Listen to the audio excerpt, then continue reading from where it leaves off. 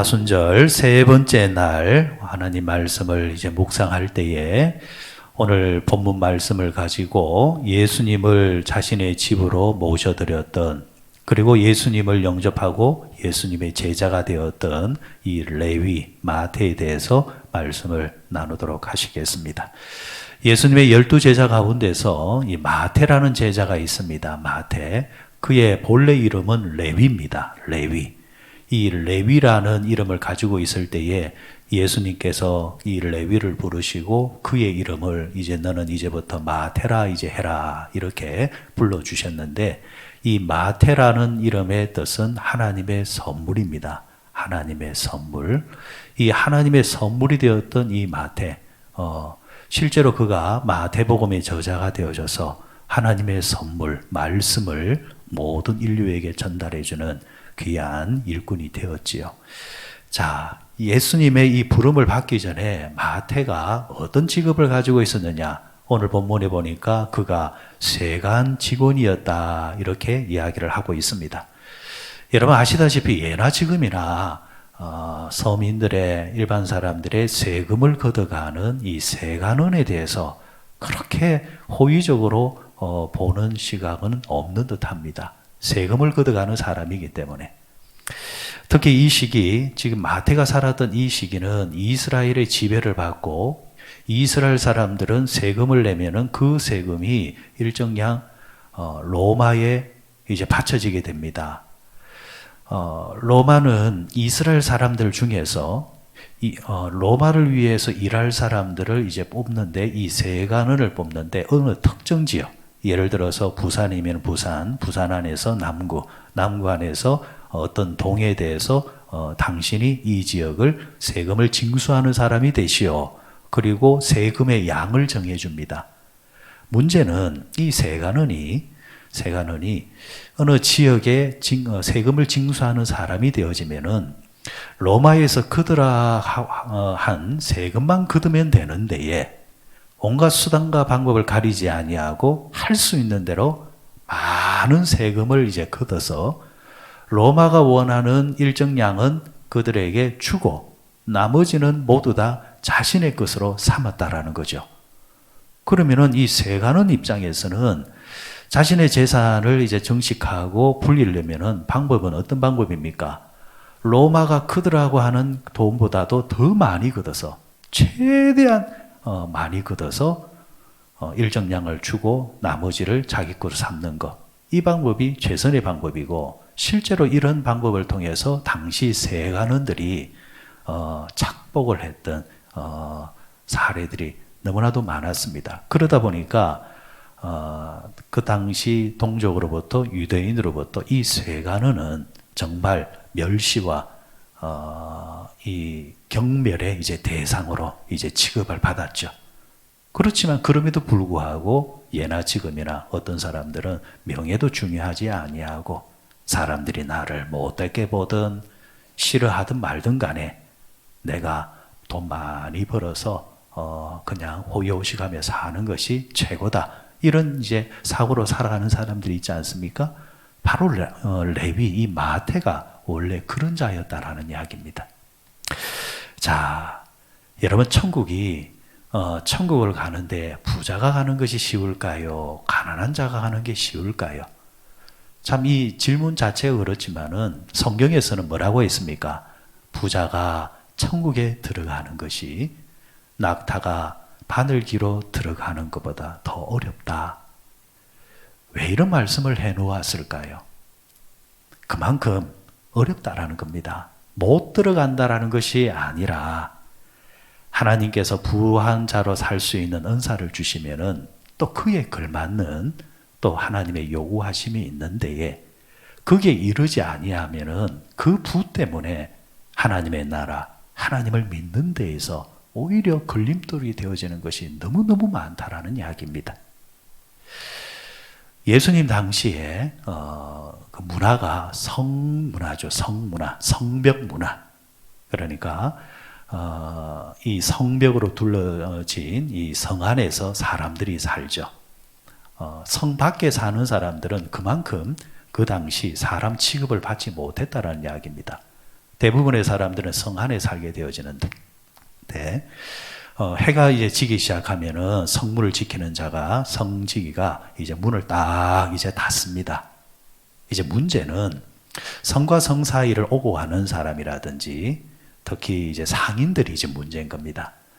이 시간에 맞춰서 해지기 전에 반드시 건너편 성 안으로 가야 되는데 이 시간을 못 맞추고 만일에 성문이 닫힌 시간에 도착을 하게 되어지면은 이 성문을 열 수가 없으니까 이제 문제가 생기는 겁니다. 그때 이런 사람들을 위해서 성벽이 있으면은, 성문이 있으면은 그 가쪽에 가장자리에 쪽문을 하나 만들어 놓습니다. 이 문을 통해 가지고 들락날락 하게 되어지는데, 신분증을 가지고 확인을 해 가지고 들락날락 하게 되어지는데, 사람은 이 쪽문을 통해서, 작은 문을 통해서 들락날락 하는 것이 되는데, 문제는 이제 짐승입니다. 낙타입니다. 들어갈 수가 없는 거예요. 낙타를 겨우 이제 안개에서 그래 이제 끌고 들어가는 방법도 있기는 있지만은 낙타 등에 있는 뭐가 있습니까? 짐이 있단 말이에요. 이 짐은 해결이 되지 않는 겁니다. 그럼 어떻게 해야 됩니까? 짐을 내려야 되는 겁니다. 쉬운 일이 아닙니다. 보통 일이 아닙니다. 자, 상인은 선택을 해야 됩니다. 어떤 선택을 해야 됩니까? 밤새도록 바깥에서 버티고 있다가 아침이 되어서 성문이 열면 들어갈 것인가? 아니면은 이 짐을 내려놓고 사람만 들어갈 것인가? 판단을 해야 되는 겁니다. 짐을 포기할 것인가? 짐을 포기하지 않을 것인가? 대부분의 사람들은 성 밖에 있죠. 대부분의 사람들은 성 밖에 있다가 짐을 지키다가 아침이 되어서 들어갑니다. 예수님께서 이 비유를 드신 이유가 있습니다.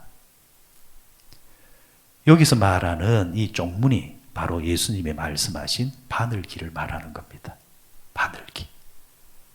이 쪽문으로 들어가려면 포기하라는 겁니다. 내려놓으라는 겁니다. 예수님께서는 우리에게 넓은 길이 아니라 좁은 길이죠. 좁은 길이 뭡니까? 자기 자신을 부인하고 예수를 따르는 길입니다.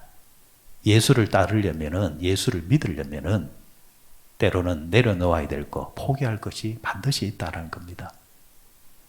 그런데 예수도 믿고 이것도 포기할 수 없고 다 가져가고 싶은 욕심은 사람들에게 누구나 다 있다는 거죠.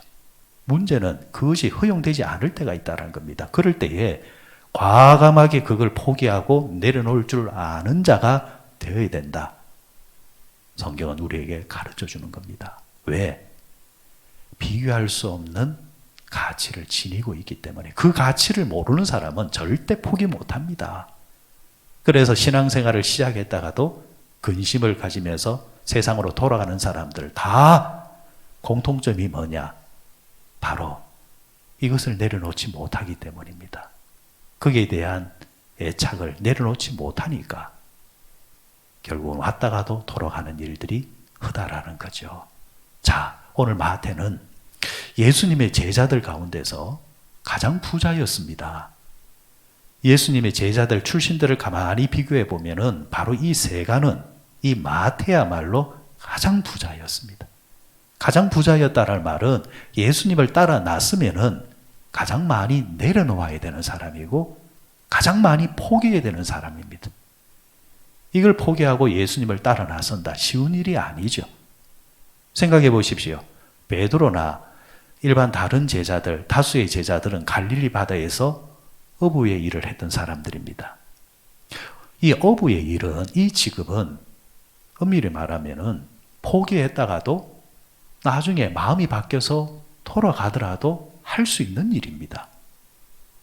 하지만 마태처럼 세관 공무원을 하고 있는 이런 사람들은 사표를 내었다고 한다면 다음에 다시 돌아와서 하고 싶다고 해서 할 수 있는 것이 아니라는 거죠. 이 포기의 수준이 다르다라는 겁니다. 그런데 오늘 마태는 예수님께서 너는 나를 따르라 이렇게 말씀을 하셨을 때에 과감하게 그것조차 그 직업을 내려놓고 예수님을 따라 나섭니다. 얼마나 적극적으로 따라 나서는지 오늘 읽었던 본문에 보면 이 마태는 예수님의 부름을 받고 곧장 자기의 집으로 예수님과 제자들을 초청해서 잔치를 벌입니다. 잔치를 벌여서 대접을 하죠. 그런데 여기서 끝나는 것이 아니라 동네 사람들과 가족들까지 데려다가 함께 음식을 나눕니다. 저는 이 말씀을 묵상할 때 이 대목이 예사롭지가 않습니다.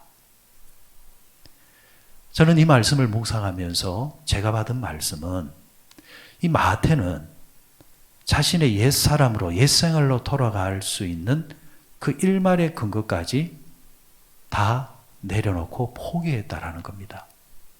이런 식입니다. 가족을 불렀습니다. 친척을 불렀습니다. 동네 사람들을 불렀습니다. 여러분들이 이제부터 나는 여기 계신 예수님과 다른 제자들을 따라서 새로운 삶을 살겠습니다.